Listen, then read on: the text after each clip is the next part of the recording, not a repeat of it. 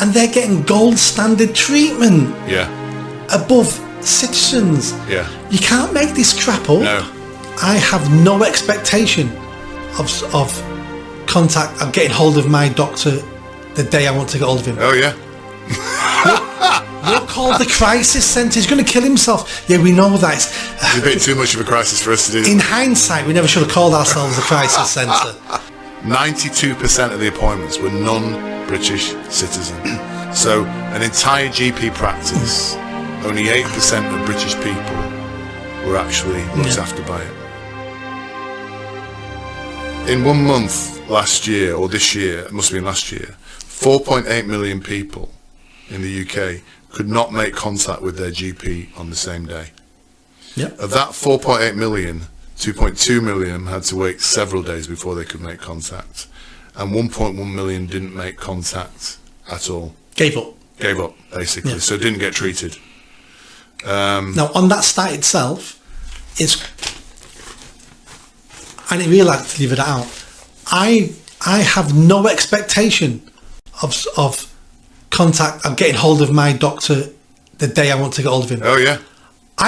If I phoned up and got an appointment Yeah. 3 days from now, I would think that's good. Yeah. So how low are our expectations Correct. on the service We we're have paying been for? battered into submission, Yeah. haven't we? We have been battered into submission, into believing this is the right way for it to be. Yeah. But you and I remember from our childhood, if you wanted to go and see the doctor, you rang up, you were in the same day, seen by a proper doctor, not a I remember nurse. doctors doing house visits. Yes, I remember that. I remember when I was ill as a child, a doctor coming to the house and checking me out. I had a fever or something, and the doctor came around. I remember it vividly. Me too. Yeah, and now look at us. Our kids can't get appointments, and those numbers really explain what most people are experiencing. I'm sure all our viewers are seeing this. Half of those who actually did eventually make contact, which is the 2.2 million, didn't get a face-to-face appointment. It was either on the phone or on Teams. So you're not even now getting to see the bloody doctors, and a lot of the time it's a practice nurse or some sort of nurse you see, not a doctor. A friend of mine went to see a doctor the other day, was amazed. She got a doctor appointment, turned up, and it was a paramedic. Another time she went, it was a nurse. One of our listeners who I'm in contact with, who was suicidal a few years ago, rang up the doctors to say he was suicidal, needed help, was never called back. Never called back by anybody. I took a homeless person once, not me, a member of my team, took a homeless person who was threatening suicide in Manchester City Centre, a rough sleeper. We took him to a place in Ancoats called the Crisis Centre. Took him there, they examined him and said, yeah, we can't help him, he's in too much crisis. You're called the crisis centre. He's going to kill himself. Yeah, we know that. It's a bit too much of a crisis for us to do. In hindsight, we never should have called ourselves the crisis centre. We should have called ourselves Slight Problem Centre. Yeah, Slight Issue Centre. Rupert Lowe, who is emerging as a really great MP, isn't he? He's a Reform MP. Apparently he's a farmer, this guy. I don't know. This is what I've heard. Oh, he's a multimillionaire. Yeah. He owns farms. Yeah, he just got sick of the... He owns Southampton Football Club as well. He's a fantastic bloke, and he got information from one GP practice in London. I don't know if you've seen this. This is shocking stuff. Tower Hamlets. Readers, brace yourself. Listeners, brace yourself. Was it Tower Hamlets? So at this Tower Hamlets practice, one GP practice, only 8%, read this, of appointments were for British citizens. 92% of the appointments were non-British citizens. So an entire GP practice, only 8% of British people were actually looked after by it. 51% of those patients in that practice required an interpreter. They can't speak English. We're spending billions on interpreters. Billions. They can't speak English, these people. 72% of all sick notes issued, and sick notes then of course generate benefits and all that shit that we're paying as well. 72% of sick notes were to patients who didn't speak English.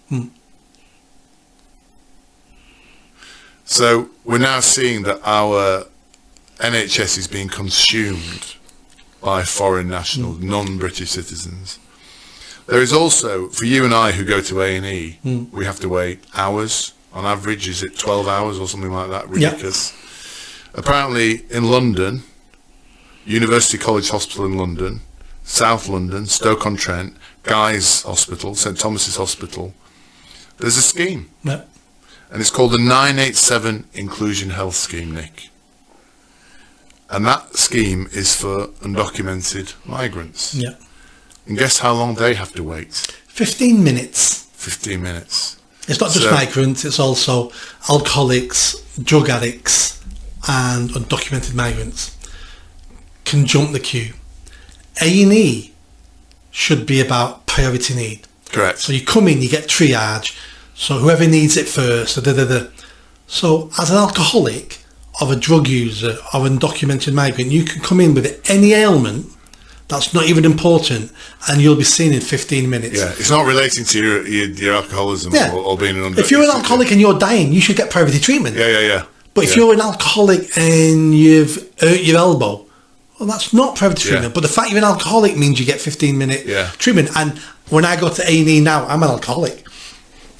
I think, during COVID, I spent one day, I think 5 hours with my wife's mother, who had dementia, in an A&E, waiting to be seen. 5 hours. She'd fallen. Yeah. I think she'd broken a leg or something.